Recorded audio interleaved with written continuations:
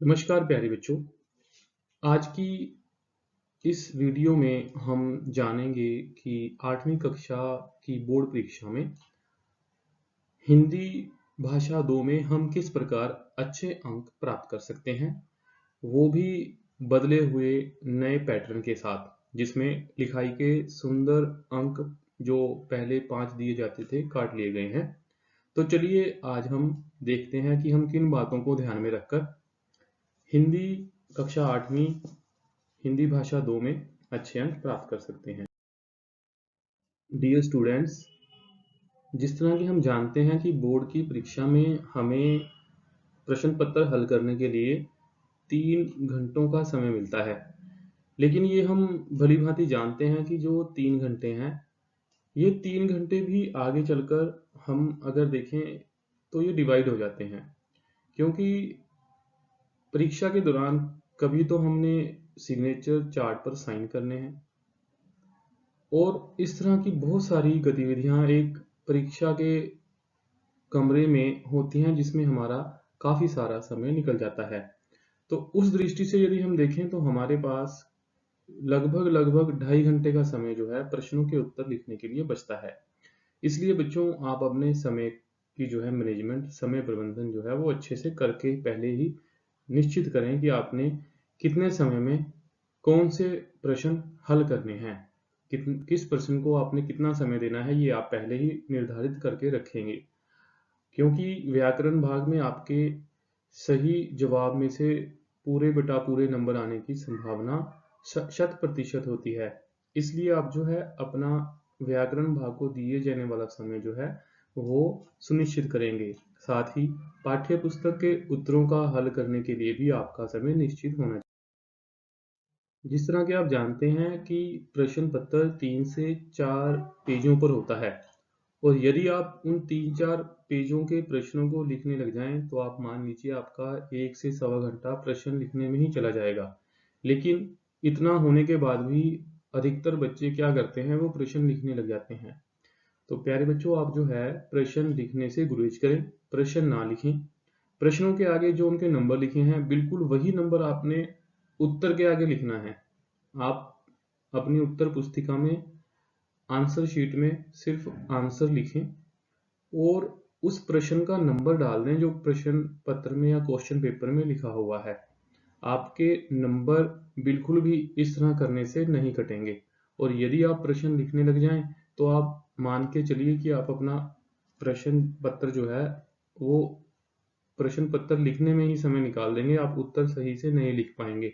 और अगर आपने जल्दबाजी में उत्तर लिख भी दिए तो आप उन्हें दोबारा देखने के लिए समय नहीं निकाल पाएंगे। तो इसलिए आप प्रश्न लिखने से बचें। आपने किसी प्रकार की कटिंग से बचना है। बिल्कुल बच्चों, ये जो आपका पेपर है ये भाषा से संबंधित है। अगर आप कटिंग करेंगे तो उससे आपका जो पेपर है, आपकी आंसर शीट है, वो देखने में थोड़ी गंदी लगेगी और उसका कहीं ना कहीं प्रभाव जो है आपके मार्क्स पर पड़ेगा। इसलिए कुछ भी लिखने से पहले थोड़ा सोच समझ के लिखें और कटिंग की संभावना से बचें। कई बार आपसे कोई शब्द गलत भी लिखा जाता है, या कुछ लिखा जो आपसे गलत गया है उसे आप खिचड़ी बना के ना काटें, सिर्फ उस पर एक लाइन लगा दें और वो जो है गलत ही माना जाएगा। उसका इंप्रेशन जो है पेपर चेकर पर गलत नहीं पड़ेगा, और इससे जो है आपके नंबरों पर भी किसी प्रकार का कोई गलत प्रभाव नहीं पड़ेगा। और अगर हो सके तो कटिंग से बचें। लिखाई साफ हो, पढ़ने योग्य होनी चाहिए। प्यारे बच्चों, आपकी जो लिखाई है वो साफ, वो पढ़ने योग्य हो। आप साफ साफ करके लिखें, और इसके लिए जरूरी है कि आप अभी से जो है लिखने का अभ्यास करें। लिखने के अभ्यास से आपको जो है शब्दों की बनतर पता लगेगी, किस तरह से किस शब्द को हमने लिखना है। रंग बिरंगे पेनों से भी आपने बचना है। जेल पेन तो आपने बिल्कुल भी परीक्षा के दौरान यूज नहीं करना है। कई बच्चे तरह तरह के जो पेन हैं वो परीक्षा में का इस्तेमाल करते हैं। हमने रंग बिरंगे पेनों का इस्तेमाल नहीं करना है। आपने नीले रंग का पेन इस्तेमाल करना है, बॉल पेन, और साफ साफ उससे आपने परीक्षा में उत्तर पुस्तिका पर लिखना है। प्यारे बच्चों, आपकी परीक्षा के दौरान जब आपकी उत्तर पुस्तिका चेक होती है तो कहाँ आपके नंबर कटने की संभावना होती है? वो है निबंधात्मक प्रश्न।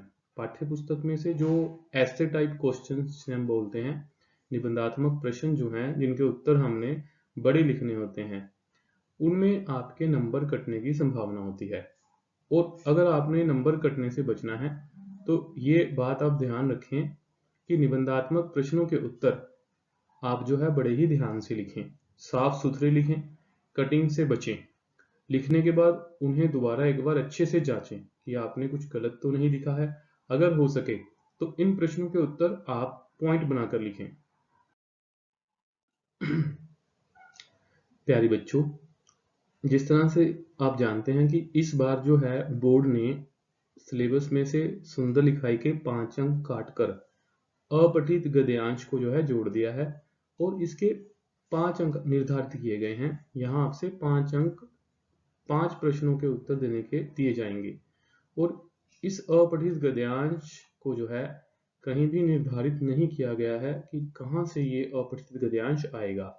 इसके लिए हमने अलग से जो है एक पीडीएफ भेजी है जिसे आप हमारी वेबसाइट से या आपके शिक्षक आपको ये प्रोवाइड करवा देंगे, आप वहां से अभ्यास कर सकते हैं। इसके बारे में हम थोड़ा आगे चलकर और जो है जानेंगे कि अपठित गद्यांश में हमने और क्या करना है। प्यारे बच्चों, आपके प्रश्न पत्र की रूपरेखा पर भी हमने जो है यहाँ चर्चा करनी है, तो चलिए हम आगे बढ़ते हैं। अब देखिए आपके प्रश्न पत्र में आपके व्याकरण भाग से और आपकी पाठ्य पुस्तक के प्रश्न उत्तरों अर्थात कविता, कहानी या दूसरी विधाओं से कितने अंक के प्रश्न जो हैं आपसे पूछे जाएंगे। इस पूरी शीट को आपने इस वीडियो में बड़े ही ध्यान से देखना है, बड़े ही ध्यान से समझना है। प्यारे बच्चों, ये जो आप अपने बाएं ओर पिंक कलर के 10 पॉइंट देख रहे हैं, ये 10 के 10 पॉइंट व्याकरण भाग से संबंधित हैं। हमने इस पूरी शीट को 2 भागों में बांटा है, एक पाठ्य पुस्तक और दूसरा व्याकरण भाग। 11 से 14 तक पाठ्य पुस्तक पर आधारित प्रश्न उत्तर हैं और 1 से लेकर 10 तक ये व्याकरण भाग पर आधारित प्रश्न उत्तर हैं, जो आपकी पाठ्य पुस्तक में प्रत्येक पाठ के पीछे दिए गए व्याकरण भाग में से अथवा पत्र, निबंध आदि जो हैं अलग से शामिल किए गए हैं। सबसे पहले 1 नंबर पर देखिए प्यारे बच्चों, पर्यायवाची शब्द, शब्द शुद्धि, जहां अपने शब्दों को शुद्ध कर लिखना होता है। संज्ञा, सर्वनाम, कारक, विशेषण, क्रिया विशेषण, क्रिया की पहचान। व्याकरण के इन भागों से 8 प्रश्न जो हैं, प्रत्येक प्रश्न 1 अंक का आपसे पूछा जाएगा। यहाँ आपको 8 अंक मिलेंगे। ध्यान रहे कि हमने इस शीट को 2 भागों में बांट रखा है, 1 से लेकर 10 तक व्याकरण भाग के हैं और 11 से लेकर 14 तक पाठ्य पुस्तक के प्रश्न उत्तरों या कविता भाग से संबंधित हैं। प्यारे बच्चों, व्याकरण भाग का जो पहला प्रश्न हमने अभी देखा है, जिसमें पर्यायवाची शब्द, शब्द शुद्धि, संज्ञा, सर्वनाम, कारक, विशेषण, क्रिया विशेषण, क्रिया की पहचान, ये सभी बहुवैकल्पिक होंगे अर्थात मल्टीपल चॉइस के साथ होंगे, जिसके उत्तर आपने 4 विकल्पों में से चुनकर सही विकल्प को चुनना होगा या हाँ, ना में, रिक्त स्थान इत्यादि जो प्रश्न हैं, उस तरह के ये मल्टीपल चॉइस के प्रश्न उत्तर होंगे। इस तरह कठिन शब्दों के अर्थ, ये भी पाठ्य पुस्तक में से होंगे। कोई 3 प्रश्न जो हैं, 3 शब्द दिए जाएंगे। पहला प्रश्न होगा, कोई शब्द दिया होगा, उसके आगे 4 जो है विकल्प दिए होंगे, जिसमें से एक सही को आपने चुनना होगा और इस तरह से 3 प्रश्न होंगे। एक प्रश्न का 1 अंक, यहाँ आपको 3 अंक मिलेंगे। और तीसरा प्रश्न देखिए प्यारे बच्चों, तीसरे प्रश्न में लिंग बदलो, वचन बदलो, विपरीत शब्द, भाववाचक संख्या निर्माण, विशेषण निर्माण, अनेक शब्दों के लिए एक शब्द और विराम चिन्ह।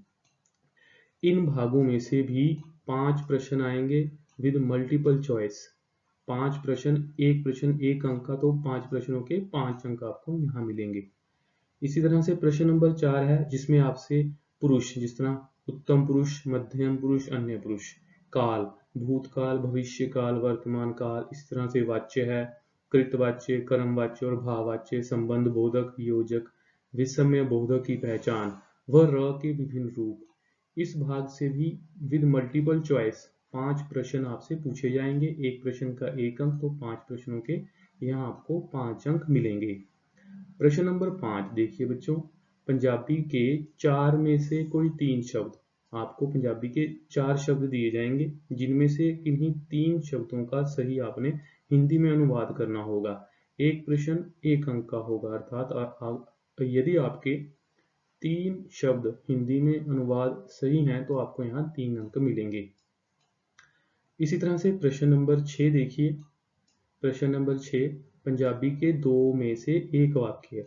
जो प्रश्न नंबर 5 था वहां पंजाबी का शब्द दिया जाएगा, प्रश्न नंबर 6 में पंजाबी का पूरा वाक्य दिया जाएगा। यहाँ आपको 2 वाक्य दिए जाएंगे, जिसमें से 1 वाक्य का हिंदी में अनुवाद करना होगा और इसके आपको 1 वाक्य के 2 अंक दिए जाएंगे।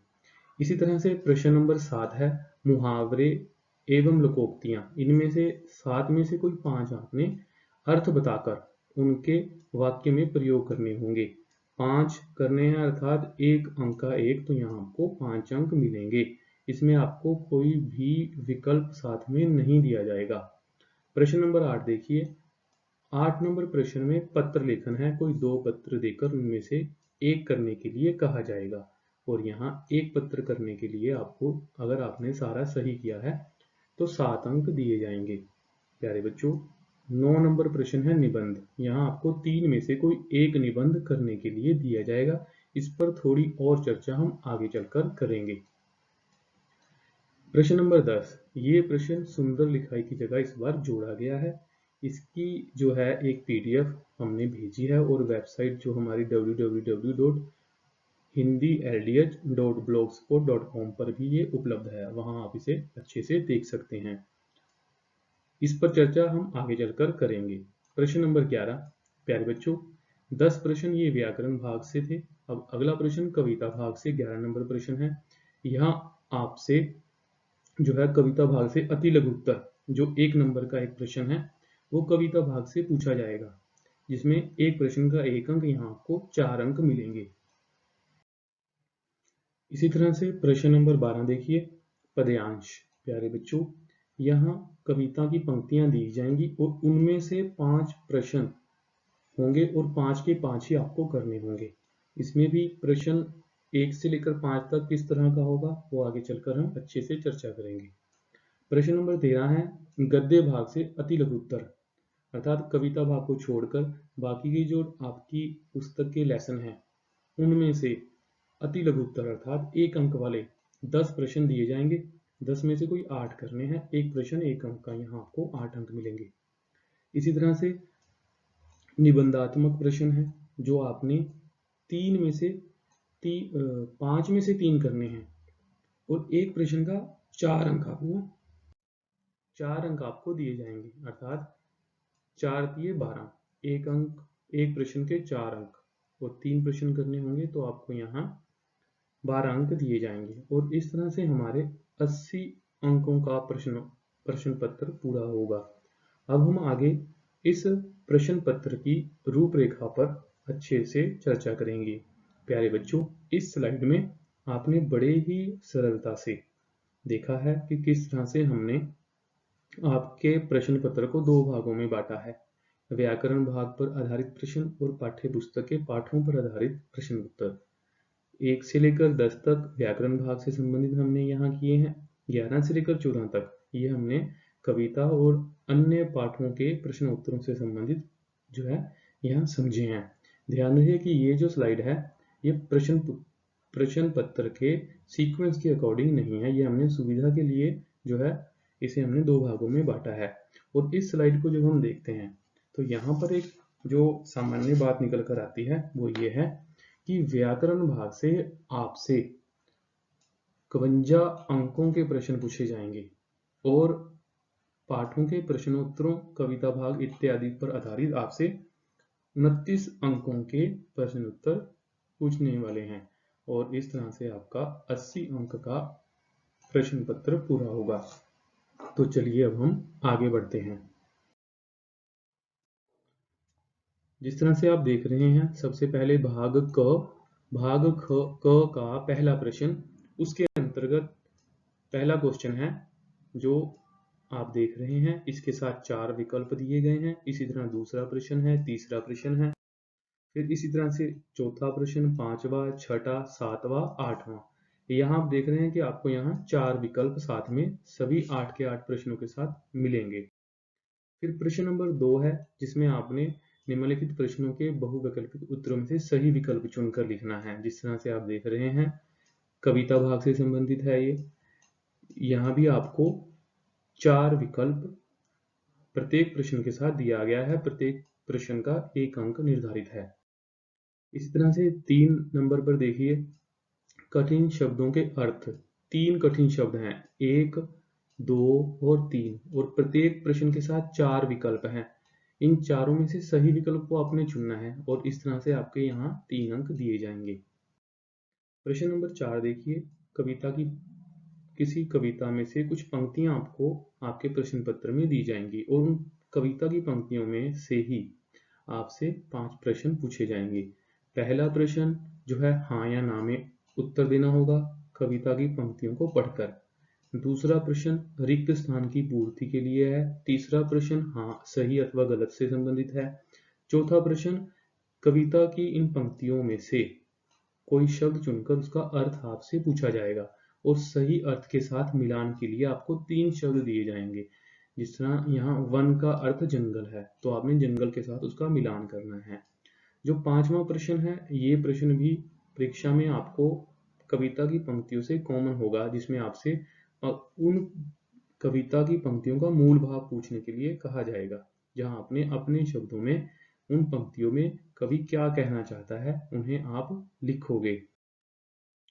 अब प्रश्न नंबर 5 है, जिसमें आपने सही गलत जो है, जिस तरह लिंग, वचन इत्यादि हमने जाने हैं, ये भी व्याकरण भाग का है। हाँ या ना, सही गलत और सही मिलान करें इत्यादि से संबंधित यहाँ आपसे 5 प्रश्न पूछे जाएंगे। एक प्रश्न 1 अंक का, तो यहाँ आपको 5 प्रश्न जो है 5 अंक के निर्धारित।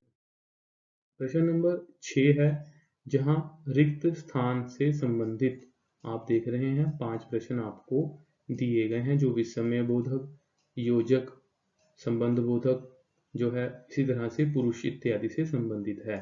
यहाँ आपसे जिस तरह र इत्यादि जो हमने पहली स्लाइड में समझा है, वो सभी आपको यहाँ मल्टीपल चॉइस के साथ, बहुविकल्प के साथ दिया जाएगा। अब भाग ख आता है प्यारे बच्चों। भाग ख में प्रश्न नंबर 2 है, जहां आपको कोई 10 में से 8 प्रश्न के उत्तर एक पंक्ति में देने हैं और एक प्रश्न का 1 अंक निर्धारित है। और यहाँ आप देख रहे हैं कि आपको पाठ्य पुस्तक में से प्रत्येक पाठ से 1 अंक का एक प्रश्न चुनकर लिखा गया है। यहाँ आपको सिर्फ और सिर्फ उत्तर लिखने हैं, प्रश्न का नंबर डालना है। इसी तरह से प्रश्न नंबर 3 है, जहां आपने 5 में से कोई 3 प्रश्नों के उत्तर 4 से 5 पंक्तियों में देने हैं। एक प्रश्न का निर्धारित अंक 4 हैं और यहाँ आपको 3 प्रश्नों के उत्तर देने हैं, तो यहाँ आपको 12 अंक दिए जाएंगे। इसी तरह से भाग ग है। भाग ग का प्रश्न नंबर 4 और उसके अंतर्गत प्रश्न नंबर क। यहाँ आपको जो है 3 पंजाबी शब्दों के 4 में से कोई 3 के सही हिंदी में अनुवाद करके लिखने हैं। एक शब्द का 1 अंक निर्धारित है। यहाँ 2 वाक्य हैं, 2 में से कोई एक आपने हिंदी में अनुवादित करना है। कोशिश करें कि आप दोनों के दोनों करें, ताकि एक गलत होने पर दूसरे के आपको अंक मिल सके। यहाँ भी आपको पंजाबी से हिंदी में वाक्य का अनुवाद करना है। भाग घ है, ये नया जो है प्रश्न इस बार परीक्षा में जोड़ा गया है, जहाँ अपठित गद्यांश है, जहाँ कुछ पंक्तियां दी होंगी, उनमें से 5 प्रश्न के उत्तर आपने देने होंगे। प्यारे बच्चों, 3 प्रश्न पहले ये सीधे ही आपसे जो है आपको यहाँ ढूंढने से मिल जाएंगे। चौथा प्रश्न जो है, ये कठिन शब्द का अर्थ आपने बताना होगा। जिस तरह से आप देख रहे हैं प्रश्न नंबर 4 में शब्द दिया है प्रचलित, यहाँ प्रचलित शब्द यहाँ लिखा हुआ है, ठीक है, और आपने जो है इस शब्द का अर्थ यहाँ पर लिखना है। और ये अपठित गद्यांश कहीं से भी आपको डाला जा सकता है, इसके लिए आपको अच्छे से अभ्यास करने की जरूरत है। और इसके लिए एक PDF और जो है हमारी वेबसाइट पर इसका जो है ये कार्य दिया गया है, वहाँ से अच्छे से अभ्यास करें। प्रश्न नंबर 5 जो है ये उचित शीर्षक है। शीर्षक का अर्थ होता है टाइटल या हेडिंग। यहाँ आपने एक वाक्य, 2 वाक्य या इससे अधिक वाक्यों में जवाब नहीं देना है। ध्यान रहे शीर्षक 1 या 2 शब्द का होता है। आपने पूरे इन पंक्तियों को पढ़ने के बाद आपको क्या लगता है कि इनका क्या हेडिंग, टाइटल या शीर्षक हो सकता है, वो आपने 1 या 2 शब्दों में इसके उत्तर में लिखना है। जहाँ ध्यान रखिए आप गलती ना करें।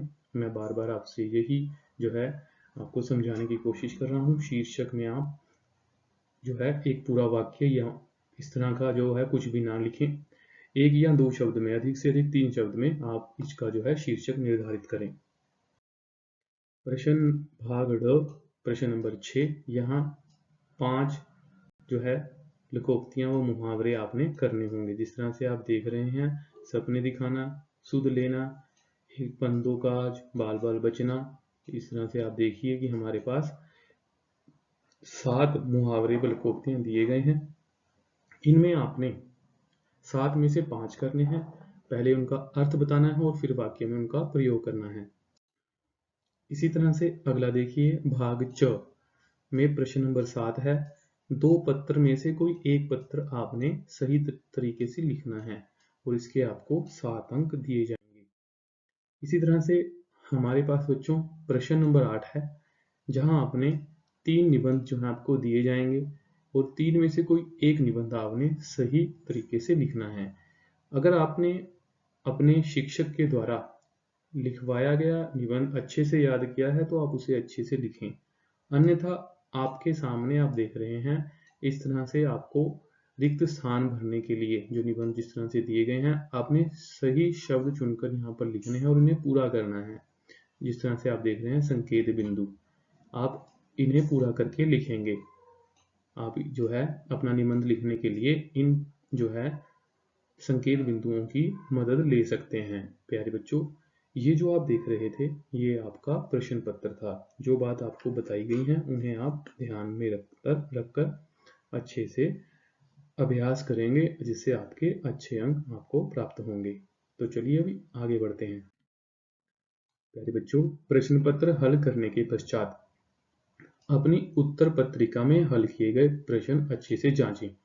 जब आप परीक्षा में अपना प्रश्न पत्र अच्छे से हल कर लें, आप सभी प्रश्नों के उत्तर अपनी उत्तर पुस्तिका अर्थात अपनी जो है आंसर शीट में लिख लें, तो आप इतना समय जरूर निकालें कि आप अपने उत्तरों को दोबारा एक बार अच्छे से देख सकें और कहाँ गलतियाँ हुई हैं उन्हें ठीक कर सकें।